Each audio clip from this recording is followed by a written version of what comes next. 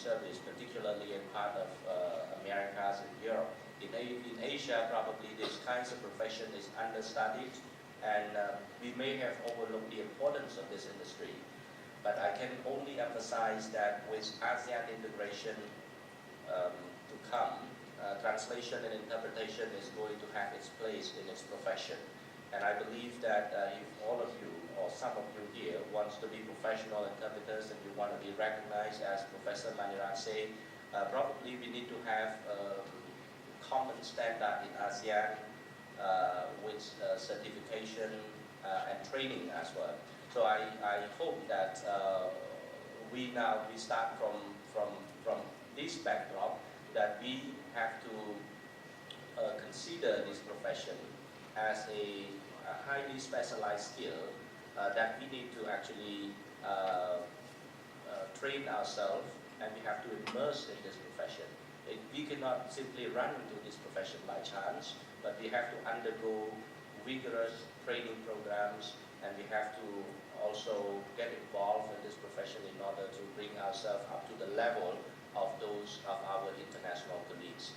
Today I have a member, a distinguished speaker who is also a member of the AIIC. As Manirat said, AIIC is a professional organization recognized worldwide, and we are going to hear her view as well shortly after the break.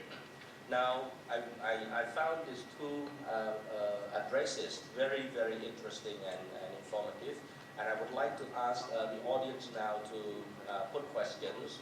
Please identify yourself if you have any question, and let us know which speaker would you like to ask. Okay, the floor is now open for you. Please feel free to ask questions. The interpretation translation started long back in 1945, 1946. So I just wonder how the first translator in that court, where did they obtain their experience, their language, in especially simultaneous interpretation? Where did they acquire their knowledge and skill to do that at the first time of the war? Second answer, they didn't. They were just thrown in the deep end of the swimming pool. Some of them immediately swam, some of them immediately sank. They kept the ones who could swim. It wasn't the right way to do it, but that was all they could manage to do in the circumstances and with the time available to them. Some of them went on to interpret for another 40 years and became very famous interpreters. Others simply disappeared. I would like to ask the speaker from Thailand, Ms. Manirat, talking about the common certification. What kind of requirement that in the future that we're going to give a certified, this is a qualified interpreter. Because as you may know, even for example for English to the language like to Khmer, to any other language that have lack of common a similarity. For example, like French and English, they have maybe 30% similarity, but from Khmer to English, completely different. And as you may know, in an expert, a perfect interpreter in the field of agriculture might not be a perfect in medical, and the perfect medical might not be the right one for engineering interpreter. So how can we set how many subjects of the basics general knowledge in order to be called that is interpreter can work for more than 59 or 99 topics, and how for many years experience that in the future they're going to require for this person to be experienced. All right. To get at least two questions together. The first thing you would like to ask is what is the criteria, or what is the combination of cluster that it can bring into curriculum to train qualified translator and interpreters. This is the first question. Translator and interpreters, do we need right in the future to serve the market? Maybe more or less the same thing. This kind of question. May I answer your first question? Okay. The curriculum that we are planning to do, we should do in accordance with the universal standard. I mean, because like Mr. Jenny mentioned, mentioned earlier, in the traditional way of translation and interpretation, it's like other subjects, you see, you started from experience, but now experience is not enough. You have to rely on many variety of theories in order to be scientific, in order to be able to explain. Experience is not enough to be qualified translator and interpreters. This is my point of view, because I am on the International Standard Organization and the American Standard. We have to explain. For example, okay, can I just raise an example? Okay, if I am a teacher of translation or interpretation, and Sopanya is another teacher, we teach the same subject, and then Tuan and Yoshiki are the other two teachers. We teach the same subject, we teach the same curriculum. But what happened, you see, if you rely only on the experience, what will happen? When you grade or when you give marks to your student, I believe that the marks will not be the same, because it depends upon each individual's experience. But if you can integrate theory into your experience, then the distribution of the mark the student get will be more or less the same range, and then all of them we can explain to our student why we translate this, why we do that, right? We have to put theory and research into the curriculum. So the curriculum, Yeah, may I interrupt a bit, Manila? I think that let's try to get a question together. I just would like to know whether or not there is any institution in this region, in ASEAN or Asia in general, to certify the interpreters or the translators. I don't think in Asia we don't have. So we don't have this kind of this organization to render or to provide certification. That's why we have to work out, and the combination should be like the same in America or Europe. The first one, you have to have linguistic proficiency. The second one, translation proficiency. The third one, the thing that you mentioned, different genres or different kinds of texts, like medical, legal, all kinds of things. But we couldn't be we could be excellent in every discipline. You have to choose one or two. Translator as of now, okay? And now if somebody is to be certified, probably I can direct this question to James. If a person is certified to be an interpreter, but since interpreters have to work in wide different fields, how can a certified interpreter be qualified or competent for every field of assignment? Now, for example, if a person is certified for a court interpreter, can this person be qualified for a general assignment aside from the context of the court? James. Yeah, good question. Things you learn how to do at an interpreting school. Preparation to interpret a subject that is completely foreign to you. And as a freelancer, freelancers know this is happening all the time. I mentioned pig farming. As a freelancer in Geneva, I might work on Monday and Tuesday talking about poliomyelitis in the Central African Republic, and I might talk on Wednesday and Thursday talking about human rights in Guatemala, and I might finish on Friday in the World Trade Organization talking about timber exports from Indonesia. So to the lady at the back, the way it works generally in the world is not that you specialize. It is that you prepare yourself to become the kind of jack of all trades who is ready at very short notice to take on board intellectually the essentials of whatever trade or area of interest it is that you've got to interpret for that day, and then you get in there and you do it. Now, saying it like that, it obviously sounds very difficult, but that is part of what you learn. You have a stack of documents that's about woodworm in certain kind of trees, and you think, I know absolutely nothing about this. And in in 3 days' time, I've got to be interpreting simultaneously. But it can be done if you know how to prepare yourself, honestly.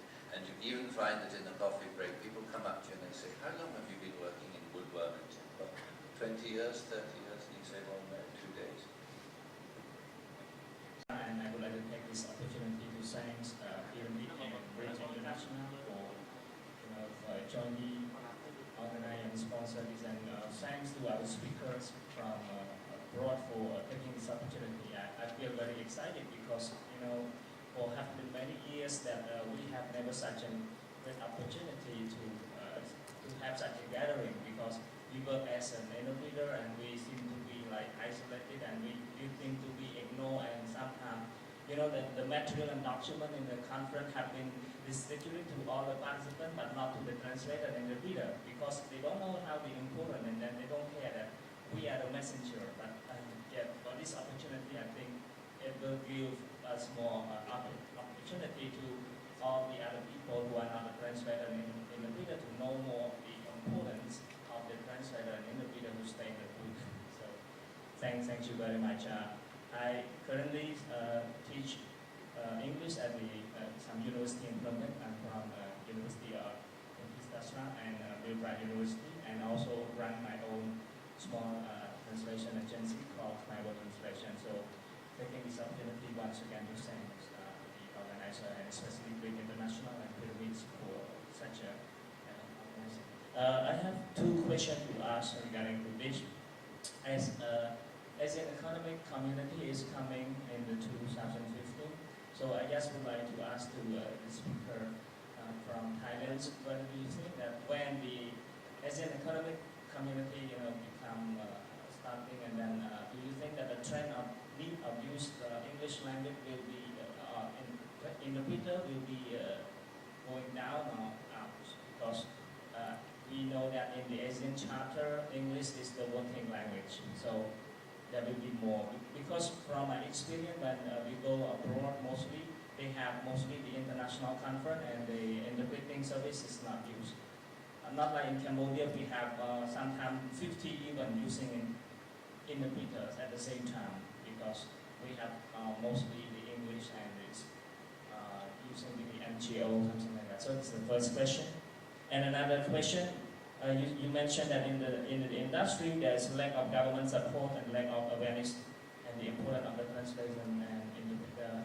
So do you think that what can we all do as the translator and interpreter? Because sometimes we feel upset, we have been contacted by the technical person like earphone equipment to contact the interpreter to go and work, and then we don't have any such communication in advance, what are the material needed, because as Jenny have mentioned, it's very important that we need to have a document in advance in hands in order to understand the situation, because you cannot interpret when you don't understand the content, and then that is the point. Okay, Mr. Bora, thank you. Thank you very much. Thank you very much, Mr. Bora. Thank you for the question that you are interested in the ASEAN community.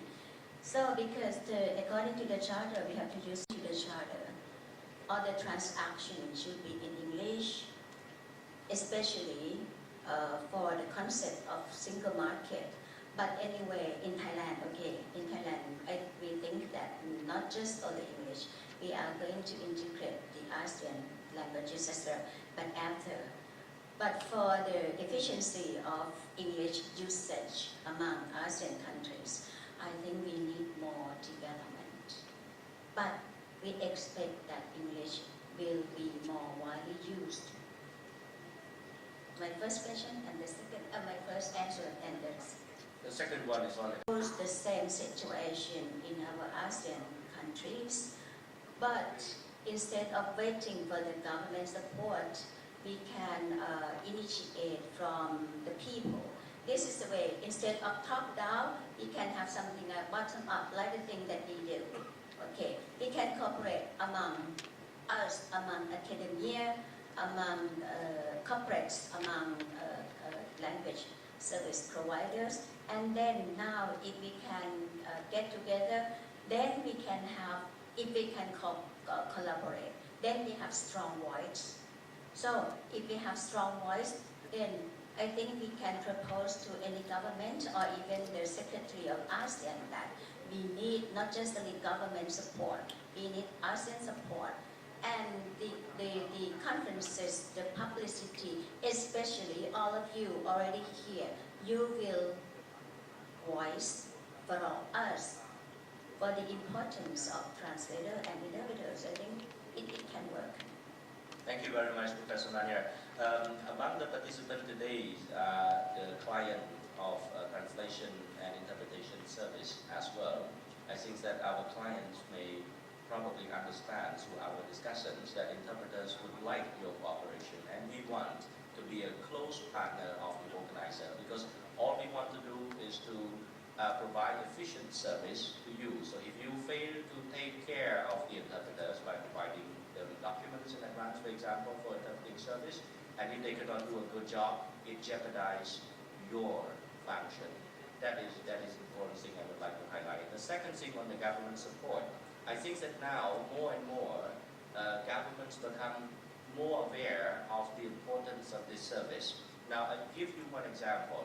Quite recently, the International Court of Justice in The Hague pronounced a judgment on the request for the interpretation of its judgment on the 15th of June 1962 on the case over the Pravihir case between Thailand and Cambodia. And at that time, it was the first time ever in Cambodia that interpreting service was engaged. We provided simultaneous interpretation live when it is being read by the president of the court at that time. And it was of tremendous benefit to Cambodian people. I know that people all across the country were observing the reading of that judgment. That is important, and the Prime Minister, the day after the pronouncement was complete, the Prime Minister, and then people tend to recognize our profession, then we can strengthen ourselves and our reputation as well in this industry. I thank you very much. I think that we are running out of time now because there are more than, please come back at 10 o'clock. We have around 15 minutes break. Thank you very much for your participation.